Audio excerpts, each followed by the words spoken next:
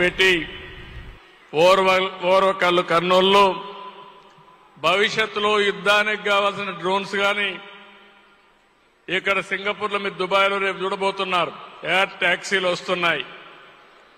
అవసరమైతే దుబాయ్కి కూడా ఎయిర్ ట్యాక్సీలు మనం సప్లై చేసే పరిస్థితి భవిష్యత్తులో ఉంటుంది. అన్ని యూస్ కేసెస్ కూడా తయారు చేయడం, పైలట్లు తయారు చేయడం, రిమోట్ కంట్రోల్లో డ్రోన్ ఎట్టు వాడాలను వాడడం, ఇవన్నీ కూడా తొందరలోనే మనం లాంచ్ చేసే పరిస్థితికి వస్తాం. ఎలక్ట్రానిక్ సిటీ, ఏరోస్పేస్ సిటీ ఇలాంటివన్నీ చేసి ఇంకో పక్కన గ్రీన్ హైడ్రోజన్ హబ్గా మనం తయారు చేయబోతున్నాం.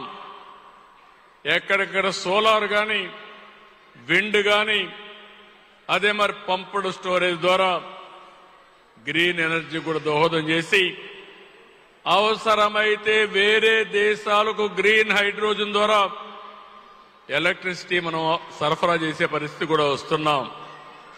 ఇలాంటి వినూత్నమైన కార్యక్రమాల్లో మనం ముందుకు పోయినప్పుడు మిమ్మల్ని ఒకటే కోరుతున్నా, రాబోయే 10 సంవత్సరాల్లో వినూత్నమైన మార్పులు రాబోతున్నాయి.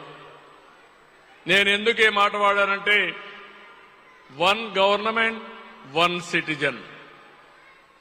ప్రభుత్వానికి అందరి సిటిజన్స్ యొక్క డేటా అంతా కూడా తీసుకుని